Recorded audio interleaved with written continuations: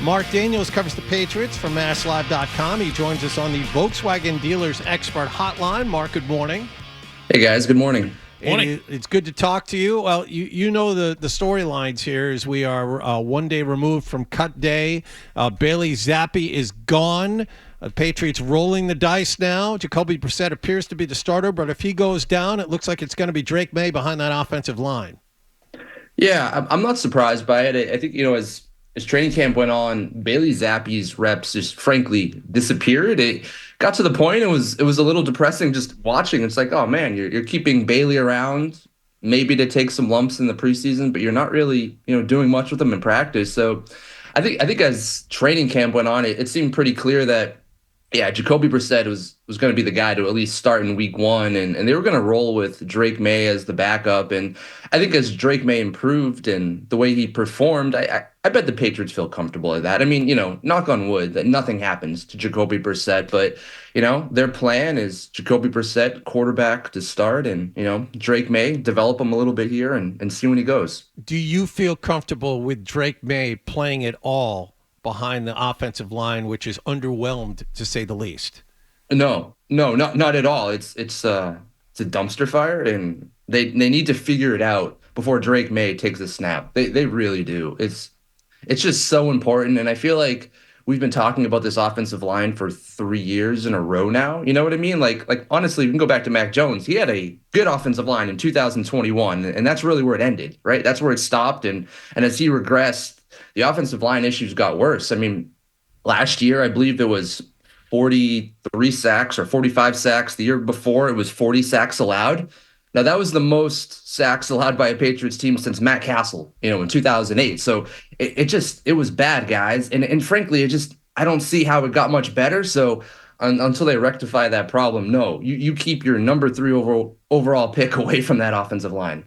Mark, I asked these guys earlier if Bailey Zappy's career is over. So tell me what other parts of the country can experience Zappy fever like we did in New England a couple of years ago. Yeah, you wonder, if will be a team like the Detroit Lions or even, would a team like the, Jets or someone who just has an experienced starter who's making a lot of money and they just, they need another guy who has some experience. I think like Bailey Zappy would be good in a room who already has an established veteran. Like he's started 8 games over the last 2 years. I think he can be a fine backup / spot starter in the right system.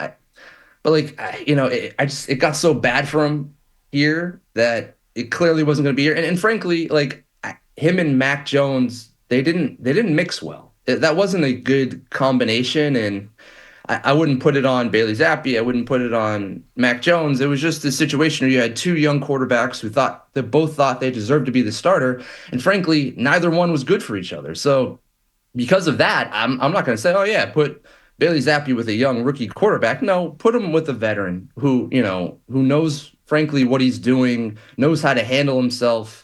And that'd be the best place for Bailey Zappy, somewhere far away from New England. And I think he needs a new start, right? That's kind of what he needs. And it last week, they brought out all the quarterbacks eventually, to talk to us, and there were 2 podiums set up, and Bailey Zappy went over to one, and we were waiting for Drake Maye to come to the other, and he just kind of, no one went over to him, and he had that puppy dog look on his face, like, it's okay, fellas, you don't have to come over and talk to me. And I was like, oh, it's just sad to watch the poor fella. So I think he needs a new start. Mark, what do you think we'll see happen, noontime, number 3 priority? What do you think we'll see the Patriots do as far as claiming maybe offensive linemen today? Well, hopefully something, because Gerard Mayo and Elliott Wolf have both been talking up this waiver wire thing for a while. I mean, frankly, the Patriots have been talking about the waiver wire since May. I want to say, I remember April, the owners meeting. It's been such a long time. They've been talking about being number 3 in the pecking order. All right, guys, you better do something, because yesterday there were no trades. So I automatically look at offensive line, who's actually out there. There are 2 tackles, I guess you want to call them, who have played for Alex Van Pelt. One is Jerron Christian. He started 8 games last year in Cleveland. He got released by the Titans. Frankly, his PFF numbers are really bad, but he did start 8 games for Alex Van Pelt. Another one is Chris Hubbard, who just got released by the 49ers. He played for Van Pelt a variety of years as well, but he's 33 years old. So it's all right, did he get released because he's 33? if the Patriots want to go more of a younger route at tackle, someone I looked at was Lucas Nyang. He was a third-round pick of the Chiefs a few years ago. He's 26 years old. He started for the Chiefs, I want to say, in 2021, so he has some tackle experience. Boy. Yeah, This is what we're talking Started about. for the here. Chiefs win? This is what like this 3 is years ago. How 3 years bad ago. it is. This is Yes. what we're talking about. And one of these guys Makes you miss Trent Brown. could Yeah. theoretically Oh, yeah. He's start starting for this against the team Patriots. against Cincinnati. Yes, he is. Yeah, Yep. that's where it is. So overall, looking at the roster, Mark, they had some surprising cuts yesterday. David Harris, Sean Wade, Antonio Mafi. I like David Wallace. I hope he comes back to the practice squad. I think he can help this team special teams wise. But what surprises you most about this roster as it is constituted right now? I'd say there's three things. One, I was surprised Kevin Harris was cut. I thought he was the number 3 running back on the depth chart. I mean, it looked that way really during all of camp. And I'd say the last week, JaMychal Hasty sort of made a push where a lot of us said, all right, they're probably going to keep Ford because JaMychal Hasty is going to make the team. But to see Kevin Harris cut, honestly, that was the biggest surprise cut for me. I thought he looked solid in the preseason. And the Patriots, I thought they liked him, but maybe he's back on the practice squad. And then the other two things would be the number of receivers and cornerbacks they kept. 7. That's a big number. And I think it really went down to them wanting to keep some young players. So at receiver, it was like, all right, we're not going to cut Kayshon Boutte. We're going to keep him and 6 other guys. And then at cornerback, they kept Marcellus Dial, their only rookie defensive player who was drafted. And then it was Isaiah Bolden, who didn't play last year. And now you look at the roster, guys, and it's like 18 first and second year players. So yeah, they're this is a youth movement. They're in I'd say the infancy stages of a rebuild. And I think that's seen in this 53-man roster, just a lot of young guys.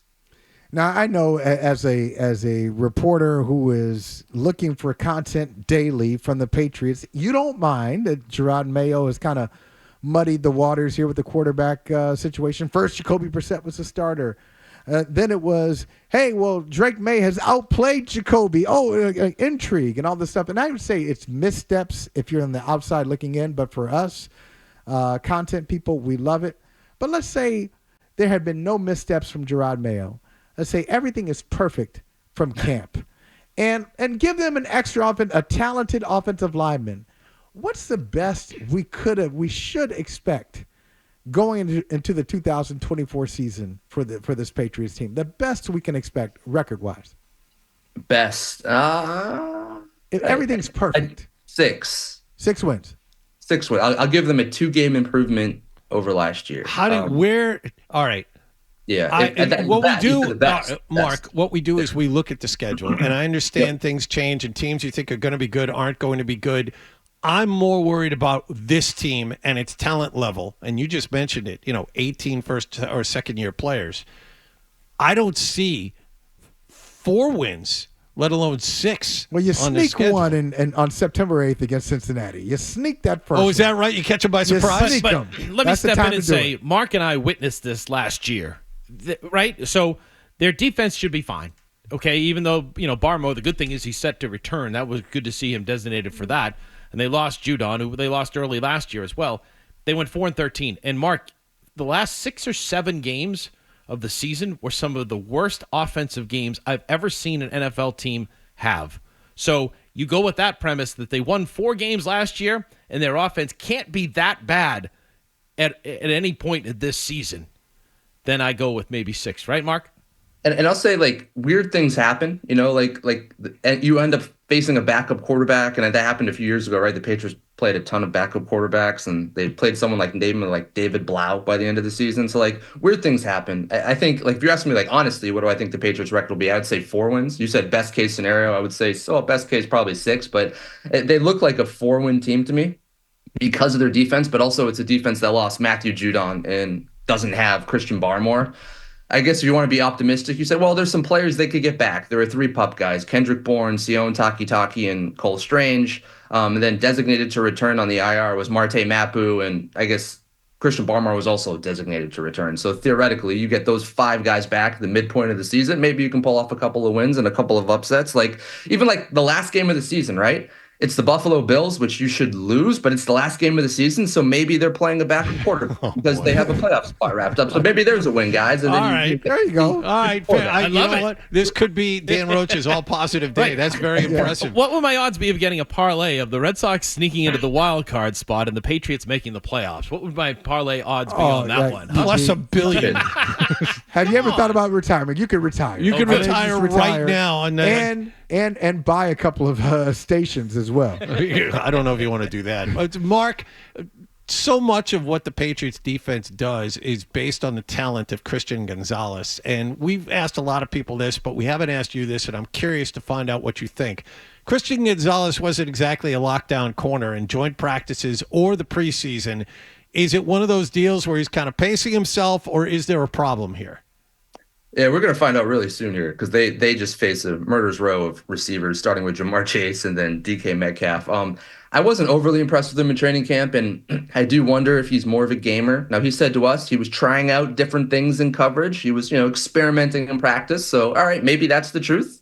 I hope so. I mean, in 4 games last year, he looked like a legit number 1 Pro Bowl type cornerback. But, I mean, out of the gate here, it's Jamar Chase, DK Metcalf, Garrett Wilson, and then maybe Brandon Ayuk, and then Tyreek Hill, and then, it's Stephon Diggs and, so on and so forth.